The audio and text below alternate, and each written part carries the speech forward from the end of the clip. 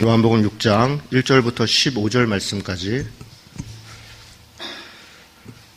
여러분, 말씀을 읽고 듣고 할 때 맨날 똑같은 말씀, 뻔한 말씀, 그렇지 이렇게 하고 아무 기대 없이 읽고 아무 기대 없이 들으면 아무런 일도 일어나지 않습니다. 그러나 하나님의 말씀을 늘 새롭게 읽으려고 하고 새롭게 깨달으면 새로운 행동의 변화가 일어납니다. 우리 6장 1절부터 15절 말씀까지 한 절씩 교독합니다. 그 후에 예수께서 디베라의 갈릴리 바다 건너편으로 가심에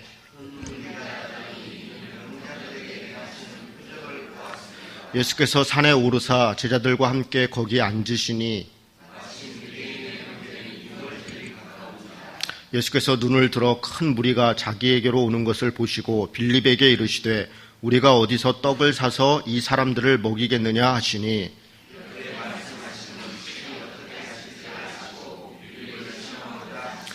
빌립이 대답하되 각 사람으로 조금씩 받게 할지라도 200데나리온의 떡이 부족하리이다.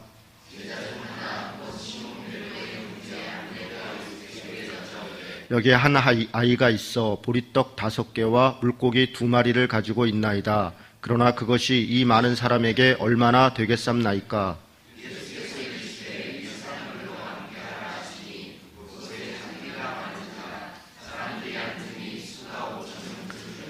예수께서 떡을 가져 축사하신 후에 앉아있는 자들에게 나눠주시고 물고기도 그렇게 그들의 원대로 주시니라.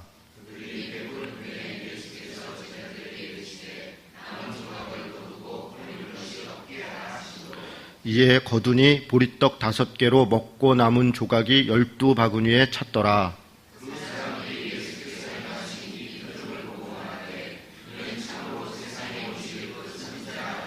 그러므로 예수께서 그들로 와서 자기를 억지로 붙들어 임금으로 삼으려는 줄 아시고 다시 혼자 산으로 떠나 가시니라. 아멘. 오늘은 소위 오병이어의 기적이라고 이야기하는 예수님께서 산에서 5,000명을 먹이신 사건 또 표적을 살펴보겠습니다. 너무 잘 아는 이야기입니다.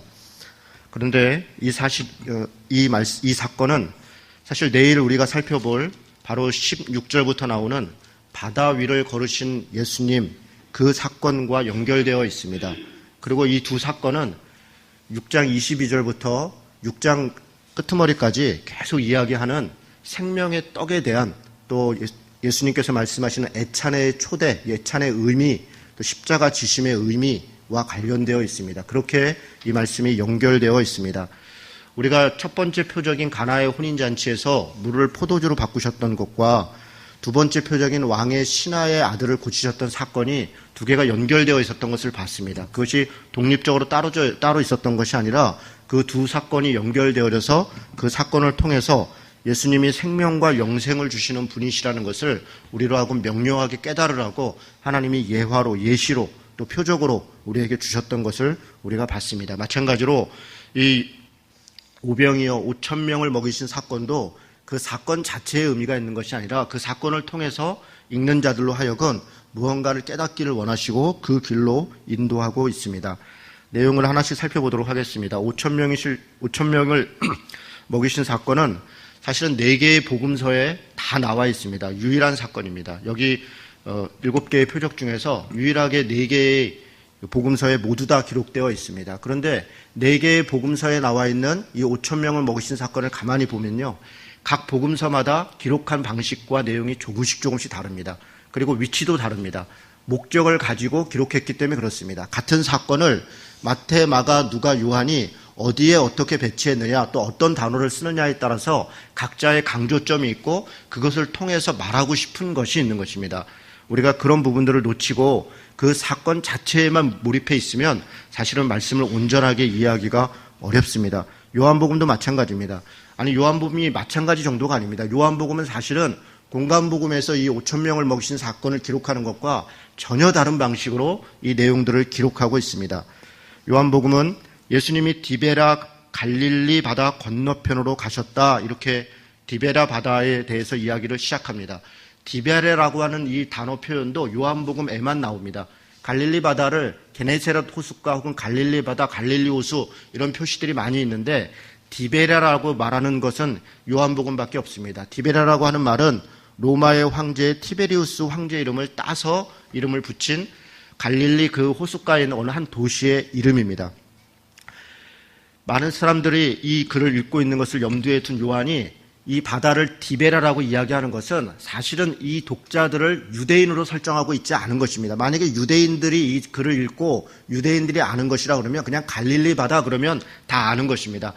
이 요한이 지금 디베라라고 표현하는 것은 당시 로마의 정치, 사회, 문화적 상황에 익숙한 독자들을 염두에 두고 있습니다. 실제 가나의 혼인잔치를 설명할 때도 마찬가지였습니다. 항아리에 대해서 뭐라고 요한이 설명하냐면 유대인의 정결 예식을 위해 사용하였었더라 이렇게 얘기합니다. 유대인 독자들을 위해서 기록했다면 그런 표현은 불필요한 것입니다. 누구나도 읽으면 다 아는 내용인데 그것을 굳이 설명합니다. 또 오늘 4절에도 보면 유대인의 명절인 유월절 이렇게 얘기합니다. 유월절이 유대인의 명절인 줄 모르는 유대인들은 아무도 없습니다. 그런데 굳이 유대인의 명절, 유월절 이렇게 부릅니다. 그것은 독자 자체를 염두에 두고 있는 것입니다. 그 내용을 정확히 잘 모르는 사람들에게 이날은 유대인의 명절이다. 그렇게 설명하는 것입니다. 아무튼 예수님은 갈릴리 바다 건너편으로 건너가셨습니다. 누가는 그곳을 벳세다라 그렇게 지명을 설명합니다. 많은 무리가 예수님을 따랐습니다. 요한은 그들이 그 다른 사람들이 병자들에게 행한 표적을 보았기 때문이다 이렇게 얘기합니다. 2절입니다. 큰 무리가 따르니 이런 병자들에게 행하시는 표적을 보았습니다. 이 말은 상당히 부정적인 말입니다. 많은 사람들이 예수님을 따르고 있는데 그들이 기쁨과 감사와 은혜로 따르고 있는 게 아니라 그동안 예수님이 행하신 표적을 봤다는 겁니다. 그래서 뭘 기대하는 겁니까? 나도 저런 기적의 혜택자가 되겠구나. 예수님이 무슨 일을 하나 보자. 보러 갔다는 것입니다. 예수님을 믿고 하나님이라는 것을 알고 따른 게 아니라 자신들의 필요와 욕망을 채워주시는 분이기 때문에 그것을 바라보고 따랐다. 지금 그렇게 이야기하고 있는 겁니다. 예수님은 산에 올라 제자들과 앉아 있었습니다. 여러분 이 표현도 대단히 독특한 표현입니다. 다른 복음서들 3개에서는 예수님의 사건의 현장을 빈들이라고 표현합니다. 단 한 군데도 산이라고 표현하는 곳이 없습니다. 예수께서 빈들에서 어떤 기적을 행하시더라. 다 그렇게 이야기하고 있습니다. 그런데 여기서 산이라고 표현했습니다. 그런데 이 산도 그냥 산이 아닙니다. 원문에는 그 산이라고 되어 있습니다. 그 산. 그러니까 어떤 산을 지칭하고 있습니다. 정관사를 정확하게 붙여놨습니다. 사실은 불필요한 얘기입니다. 그냥 예수께서 산에 앉으셔서 넌 무엇을 행했다 이렇게 얘기해도 됩니다. 그런데 굳이 요한은 그 산에 앉으셨다 그렇게 얘기합니다. 이 표현은 15절에도 나옵니다. 예수께서 자신을 임금 삼으려고 하는 사람들을 피해서 산으로 혼자 가셨습니다. 그런데 그때 그 산도 그 산입니다. 그 산으로 가셨다. 왜 그렇습니까? 읽는 사람들로 하여금 무언가를 떠올리게 하기 위해서 그렇습니다. 어떤 사건을 떠올리기를 통해서 이 사건을 실제로 의미하는 바가 무엇인지를 알게 하기 위한 것입니다. 어떤 산입니까? 바로 신의 산을 생각하게 하기 위한 것입니다. 이 오병이어의 기적과 그 뒤에 나오는 바다를 걸으신 예수님의 기적은 사실은 모세와 그 출애굽에 대해서 여러 가지 이야기들 코드를 여기다 심어놨습니다. 이 이야기를 통해서 예수께서 바로 그 신의 산에서 언약을 맺은 모세와 같은 바로 그 선지자다. 그리고 하나님께서 옛 백성들을 출애굽시키신 것처럼 새 이스라엘 백성들을 새 출애굽시킬 것이고 하나님의 땅으로 하나님의 구원으로 이끄실 것이다 라고 하는 얘기를 하고 싶은 것이 이 오병이어와 바다를 걸으신 예수님의 사건을 통해서 이야기하는 것입니다. 그 명확한 증거는 14절에 있습니다. 14절 말씀을 같이 한번 읽도록 하겠습니다. 같이 읽습니다. 그 사람들이 예수께서 행하신 이 표적을 보고 말하되 이는 참으로 세상에 오실 그 선지자라 하더라. 아멘. 여러분 요한복음의 가장 특징적인 것이 요한복음 이 오병이어 기적에서 가장 특징적인 것이 이 14절과 15절입니다. 다른 모든 복음서에 5,000명을 먹이신 사건에는 이런 평가가 없습니다. 이 14절 15절이야말로 요한이 이야기하는 이 사건을 통해서 말하고 싶은 바로 그 평가입니다. 14절 15절이 그래서 이 오병이어 기적의 사실의 핵심은 이 14절 15절에 있습니다. 요한은 지금 뭐라고 평가하고 있는 겁니까? 그 사람들이 예수께서 행하신 이 표적을 보고 뭐라고 반응하냐면 이는 참으로 세상에 오실 그 선지자다. 그렇게 반응했다는 겁니다. 어떤 선지자를 얘기합니까? 여러분 신명기 18장을 보겠습니다. 신명기 18장입니다.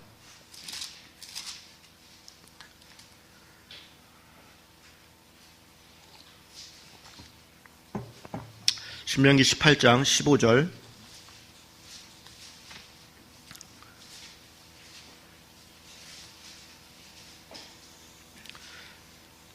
같이 읽겠습니다. 내 하나님 여호와께서 너희 가운데 내 형제 중에서 너를 위하여 나와 같은 선지자 하나를 일으키리니 너희는 그의 말을 들을지니라. 18절도 읽겠습니다. 내가 그들의 형제 중에서 너와 같은 선지자 하나를 그들을 위하여 일으키고 내 말을 그 입에 두리니 내가 그에게 명령하는 것을 그가 무리에게 다 말하리라. 모세와 같은 어떤 선지자를 세울 것이라는 겁니다. 그리고 그가 와서 하나님의 말씀을 전할 것이고 그의 명령을 다 전할 것이다 라고 하는 어떤 선지자가 올 것이다 라고 이야기했다는 것입니다. 그리고 이스라엘 백성들은 그 선지자를 기다렸습니다. 그 선지자가 메시아라고 생각했고 그 선지자가 그리스도다 그렇게 믿었습니다. 그런데 지금 다시 우리 요한복음으로 돌아와서 오병이어의 기적을 일으킨 이 표적을 보고 사람들이 뭐라고 얘기를 하냐면 그 표적을 보고 예수님이 바로 그 선지자다 그렇게 표했다 이렇게 이야기하는 것입니다. 다시 본문으로 돌아오겠습니다. 유대인의 명절을 유월절이라고 명시했습니다. 4절입니다. 그리고 나서 5절에 보니까 예수께서 눈을 들어 큰 무리가 자기에게로 오는 것을 보시고 빌립에게 이르시되 우리가 어디서 떡을 사서 이 사람들을 먹이겠느냐 이렇게 이야기했습니다. 여러분 빌립은 1장 44절에 의하면 벳세다 출신입니다. 제가 아까 뭐라고 말씀을 드렸냐면 이 광야 사실은 빈들 이 산은 이 장소는 누가복음에 의하면 벳세다다 이렇게 말씀을 드렸습니다. 예수님은 지금 벳세다 출신인 빌립에게 어디 가서 이 사람들을 먹일 수 있는 먹을 거를 살 수 있냐 그렇게 물으신 겁니다. 그런데 빌립이 대답을 합니다. 뭐라고 대답합니까? 조금씩만 나눠줘도 200데나리온이나 필요합니다. 무슨 얘기입니까? 돈이 없어서 안 됩니다. 어디 가서 사는 건 고사하고 돈이 없는데 이 사람들을 어떻게 먹이겠습니까? 그런 얘기합니다. 200데나리온이면 어느 정도입니까? 1데나리온이 한 사람의 하루 임금이랍니다. 그러면 200데나리온이면 한 7개월 그 정도 되겠죠? 한 2천만 원, 한 1,500에서 한 2천만 원 정도 되는 큰 돈입니다. 대단히 많은 돈이죠. 예수님과 예수님의 제자들이 이런 돈이 있을 리가 없습니다. 그런데 6절에 보니까 이렇게 말씀하시면 친히 어떻게 하실지를 아시고 빌립을 시험하고자 함이라. 무슨 얘기입니까? 어디 가서 이걸 사서 먹일 수 있느냐? 아마 빌립이 순종하고 어디 가서 가면 떡 구할 수 있습니다. 그랬으면 아마 예수께서 필요한 것들을 주셨을지 모르겠습니다. 만드셨을지 모르겠습니다. 그런데 빌립을 시험하사 지금 빌립과 제자들의 믿음을 시험합니다. 역시나 빌립과 제자들은 돈 계산하고 있습니다. 안 된다는 겁니다. 제가 이 말씀 묵상하다가 아마 이 자리에 전재욱 집사님이 계셨으면 내가 살게요. 그러지 않았을까? 그런 생각이 들었었어요. 진짜입니다. 제가 이거 쭉 보다가요. 우리 전 집사님 계셨으면 한 번 다 크게 쏘셨을 텐데 그런 생각 들더라고요. 아마 제자들 안에는 그런 통 큰 사람이 없었던 것 같습니다. 제자 중 하나 시몬 베드로의 형제 안드레가 예수님에게 이야기합니다. 여기 한 아이가 있습니다. 보리떡 5개와 물고기 2마리를 가지고 있나이다. 그러나 그것이 이 많은 사람에게 얼마나 되겠습니까? 여러분 대단히 또 특이한 표현이 하나 나옵니다. 한 아이가 보리떡 5개와 물고기 2마리를 가지고 있었다고 합니다. 이 표현도 요한복음에만 나오는 얘기입니다. 보리떡 5개와 물고기 2마리가 요한복음에 에만 나온다는 얘기가 아닙니다. 한 아이, 그 출처를 이야기하는 것이 요한복음이 유일합니다. 한 아이가 뭔가를 가지고 있었다는 겁니다. 여러분 한번 생각해 보십시다. 이 아이는 왜 물고기를 가지고 있었을까요? 왜 보리떡을 갖고 있었을까요? 왜 이 아이만 이걸 갖고 있었을까요?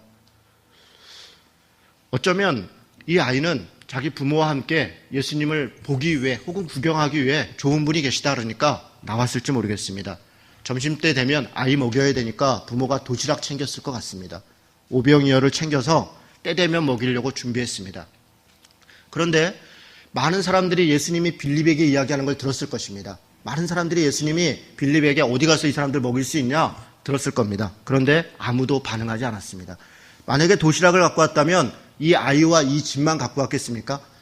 그 많은 가족 중에, 그 많은 사람들 중에 어떤 사람들은 가난해서 그냥 왔을 수 있겠지만 많은 사람들은 보리떡 5개, 물고기 2마리 정도는 챙겨갖고 왔을 수 있을지 모르겠습니다. 그런데 아무도 반응하지 않습니다. 빌립에게 이야기하는 이야기를 듣고 한 아이가 도시락을 내놓습니다. 여러분 또 한번 생각해 보시죠. 이걸 내놓을 때 그 부모가 반응이 어땠겠습니까? 좋아했을까요? 야, 너 참 대단하다. 그래, 우리가 이걸 드려가지고 이 사람들 먹일 수 있는데 도와주자. 글쎄요. 아마 이런 미친놈, 너 왜 그래? 왜 이렇게 어리버리해? 너 먹으라고 갖고 왔잖아. 너 먹으라고. 그걸 왜 내놔? 이거 갖고 누구 코에 붙여? 여러분 그러지 않았겠습니까? 이거 갖고 누구 코에 붙여? 내놓는 게 민망한 거 아닙니까? 5천 명이나 되는 사람들이 배고파서 있다는데 그거 내놓는 게 민망한데 너는 항상 이렇게 뭘 나서 나대기는 이렇게 야단치지 않았겠습니까? 그런데 여러분 이 한 아이는 도시락을 내놨습니다. 많은 사람들이 자기 가지고 있는 것 슬쩍슬쩍 뒤로 숨기고 어디 가서 사람들 없는 데 가서 그냥 야 우리끼리 이렇게 먹자 이렇게 할 때 뭐 그 사람들 다 이유가 있습니다. 그걸 다 어떻게 먹이겠습니까? 그거 내놓는다고 해서 뭐 달라지는 게 있겠습니까? 그냥 나라도 먹자, 너라도 먹자. 남들 먹는 거 보면 서로 불편하니까 괜히 뭐 주지도 못하는데 민망하니까 저쪽에 도망가서 먹자, 숨어서 먹자. 아마 그랬을 것 같습니다. 그런데 한 아이는 그것을 내놓았습니다. 안드레는 그것을 예수님께 갖고 오면서 자기도 기가 막혔습니다. 예수님, 뭐 이런 게 있다는데요. 뭐 이게 뭐 도움이 되겠습니까? 그런데 예수님은 어떻게 하십니까? 그 보리떡, 그 물고기를 축사하시고 그들에게 먹이십니다. 바로 그 물고기입니다. 다른 것도 아닙니다. 바로 그 보리떡, 그 물고기가 백성들을 다 먹입니다. 심지어는 10절에 보니까 5천 명을 먹였는데 11절에 예수께서 떡을 축사하고 앉아있는 자들에게 나눠주시고 물고기도 그렇게 원대로 주시니라. 원대로 주셨다 그랬습니다. 먹고 싶은 대로 줬다. 바라는 대로 다 줬다. 욕망하는 대로 그들이 바라는 대로 다 주셨습니다. 그리고 그들이 배부른 후에 예수께서 제자들에게 이르시되 남은 조각을 거두고 버리는 것이 없게 하라 말씀하십니다. 심지어는 남았습니다. 그런데 남은 조각을 모은다라고 하는 것, 이것 의미 있는 이야기입니다. 그냥 우연히 하는 얘기가 아닙니다. 그걸 이야기하기 전에 축사하신 얘기부터 좀 먼저 드리겠습니다. 예수님이 축사하고 떡을 나누신 것은 사실은 그냥 나누어줘도 뭐 되는 것이죠. 그 축사 굳이 하실 필요가 있겠습니까? 그 뒤에 6장 22절부터 이야기하는 예수님이 애찬에 대해서 무엇이 진정한 떡인가, 자신의 피와 살을 들여서 먹고 마심이 구원의 흔적이고 구원의 역사이다 라고 이야기하는 것을 말하고자 하는 것입니다. 여러분 6장 47절에 보면 진실로 진실로 너희에게 이르노니 믿는 자는 영생을 가졌나니 내가 곧 생명의 떡이니라. 6장 54, 55절은 내 살을 먹고 내 피를 마시는 자는 영생을 가졌고 마지막 날에 내가 그를 다시 살리리니 내 살은 참된 양식이고 내 피는 참된 음료로다. 이렇게 이야기합니다. 그러니까 예수께서 이 오병이어의 이 물고기와 떡을 가지고 축사하시고 나눠주셨다는 것은 그 자체로 예수님이 기도했더니 기적이 일어났더라. 그 얘기를 하고자 하는 것이 목적이 아니라 사실은 이 축사 행위를 통해서 그 뒤에 나오는 성찬, 애찬을 베푸는 것에 대한 이야기를 하는 것입니다. 다른 공간복음서는 이걸 더 명료하게 합니다. 떡을 떼어 나눠줄 때 제자들이 그것을 나누어줬다. 마치 우리가 성찬할 때 분병 분잔할 때 이렇게 여러 사람들이 돕는 것처럼 그런 장면을 연출하고 있는 것입니다. 그런데 요한복음은 그런 장면은 생략합니다. 왜 그렇습니까? 예수님만이 길이다. 예수님만이 진리다. 예수님만이 생명의 떡이다. 지금 요한복음은 온통 예수님에 대해서만 이야기합니다. 예수님이 하나님이다. 그래서 이 축사 사건을, 떡을 나누어 준 사건을 누구의 도움, 누구의 참여를 이야기하지 않고 예수께서 자신의 살과 피를 주신 것이다 라고 이야기하는 것입니다. 남은 조각을 거두었다는 표현도 요한복음만의 독특한 표현입니다. 6장 39절을 한번 보겠습니다. 여러분 잘 따라오고 계시죠? 6장 39절 보겠습니다. 같이 읽겠습니다. 나를 보내신 이의 뜻은 내게 주신 자 중에서 내가 하나도 잃어버리지 아니하고 마지막 날에 다시 살리는 이것이니라.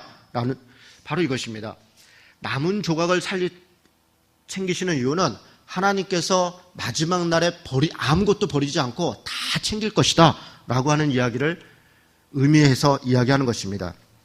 이런 표현은 사실 요한복음에 굉장히 많이 나옵니다. 11장 52절에 보면 흩어진 하나님의 자녀를 모아 하나 되게 하기 위하여 죽으실 것을, 이런 표현이 있습니다. 17장 12절에는 그 중에 하나도 멸망치 않고 이렇게 얘기합니다. 18장 9절은 아버지께서 내게 주신 자 중에서 하나도 잃지 아니하였삼나이다, 이렇게 이야기합니다.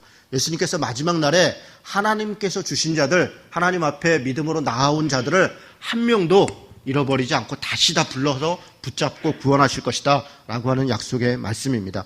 12바구니도 사실 그냥 12바구니가 아닙니다. 12지파, 12제자 등 구약 백성과 신약 백성들로 주님의 몸된 교회를 의미하는 것입니다. 요한계시록에서도 12이라고 하는 숫자는 모두 다 교회를 상징합니다. 하나님께서 교회로 하여금 한 아이의 헌신과 같이 자신을 드리는 존재가 되기를 기대하고, 교회가 배고픈 자들을 먹이는 곳이 되고, 교회가 잃어버린 부스러기 같은 영혼들을 모아내는 곳이 되어야 한다, 그런 말씀을 하시는 것입니다. 나머지 있는 모든 부스러기를 모아서 12강줄에 담았다는 것은 교회가 그런 역할을 해야 된다, 교회가 그런 일을, 너희 공동체가 그런 삶을 살아야 된다라고 하는 것을 사실 이야기합니다. 그런데 안타깝게도 이렇게 세상으로부터 출애굽한 교회가 예수님의 표적을 보고는 그가 바로 참 선지자임을 발견합니다. 그리고 나서 그들이 하는 행동은 15절입니다. 같이 한번 읽도록 하겠습니다. 읽습니다.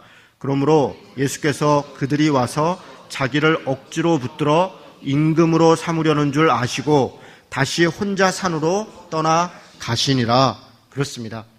교회가 하는 일은 무엇입니까? 그가 참 선지자인 것을 발견하고 나서 교회가 하는 것은 예수님을 왕 같은 존재로 하나님으로 믿는 것이 아니라 자신들의 욕망, 자신들의 필요를 채우기 위해서 세상 사람들이 그런 것처럼 예수님이 자신들에게 돈과 권력이 되어주시기를 바라서, 그래서 날마다 원하는 것 떡 있는 대로 주시기를 바라서 그들을 임금 삼으려고 하는 것, 그게 우리 교회들이 하는 행동입니다.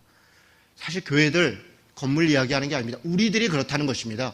우리가 예수님께서 우리에게 생명을 주셨고 우리가 원하는 것들을, 기도를 들어주시고 함께 하시면 우리는 눈이 영특하고 생각이 빨라서 어떻게 하냐면, 예수 믿으면 잘 되겠구나, 예수 믿으면 복 받겠구나, 그래서 예수님을 위해서 무언가를 포기하고 주님을 따라 십자가를 지려고 하는 그런 신앙으로 나아가는 것이 아니라 예수님을 붙잡아 내 임금 삼으려고 하는 것입니다. 왕 같은 하나님으로 섬기려고 한다는 게 아닙니다. 자기 욕망 채우는데 예수를 이용하려고 한다는 것입니다. 그래서 예수님은 그것을 피해서 혼자 산으로 떠나십니다. 여기서 혼자 산으로 떠난다는 것, 아까 말씀드린 것처럼 그 산으로 떠난다는 것입니다. 신의 산으로 떠난다는 것입니다. 여러분, 이것은 앞에 산, 첫 번째 산에 올라가서 예수님의 말씀 받았던 신의 산 표적을 생각하게 합니다. 두 번째 산, 다시 산에 오르는 모세의 모습을 생각하게 합니다. 모세가 왜 다시 산에 올랐습니까? 그가 하나님의 말씀인 언약의 돌판을 들고 내려왔을 때 이스라엘 백성들은 황금 송아지 아피스 섬기면서 그것의 자기 욕망을 섬기면서 하나님을 배신했습니다. 그것을 본 요새는 분노했고 절망했고 그리고 좌절했습니다. 하나님의 명령에 따라 다시 산으로 올라갑니다. 터덜터덜 산으로 올라가는 모세의 심정입니다. 모세가 기쁜 마음으로, 즐거운 마음으로 하나님 앞에 희망을 가지고 그 산으로 올라가는 것이 아닙니다. 모세가 그 산을 올라간 것은 마치 예수께서 골고다의 십자가의 길을 올라가신 것처럼 그렇게 죽음의 길을 가는 심정으로 그 산을 올라간 것입니다. 오늘 예수님이 그렇게 하신 것입니다. 우리가 임금 삼으려고 할 때 예수께서 혼자 다시 그 산으로 올라가십니다. 사랑하는 성도 여러분, 오늘 우리는 예수님께서 5,000명을 먹이신 기적의 사건을 살펴보았습니다. 우리는 누구입니까? 우리는 그 산을 따랐던 5,000명의 무리들처럼 예수님의 은혜와 사랑이 필요하고 예수님의 먹이심이 필요한 그런 사람들입니다. 그런데 진짜 우리는 누구입니까? 빌립처럼 예수님이 가라 하심에도 200데나리온 계산하면서 머뭇거리고 있는 그런 사람들 아닙니까? 여러분, 우리는 누구입니까? 한 아이가 되어서 오병이어 도시락을 내어 함께 먹기로 작정하는 사람입니까? 아니면 내 건 누가 빼앗아 먹을까 봐 숨기고 몰래 먹고 불안해하는 그런 사람입니까? 이 아이의 행동을 기뻐하고 격려하는 그런 부모입니까? 아니면 지질이 궁상, 오지랖도 넓지 타박하는 그런 부모입니까? 여러분, 우리는 누구입니까? 예수님을 만났고 그분이 나의 죄를 위해 십자가를 지셨음을 알고 믿음에도 불구하고 내 욕망, 내 욕심을 채우기 위해 그를 섬기고 그를 왕으로 삼고 아니 그분을 다시 십자가에 못 박고 있는 그런 사람은 아닙니까? 사랑하는 성도 여러분, 한 아이와 같이 겸손히 내게 있는 것을 내어드리는 자가 됩시다. 예수님만이 생명의 떡이심을 믿고 그 믿음으로 살고 이 세상의 욕망과 욕심을 내려놓고 주께서 주시는 만나 그 일용할 양식에 감사하며 살아가는 성도 되시기를 주님의 이름으로 축원드립니다. 아멘.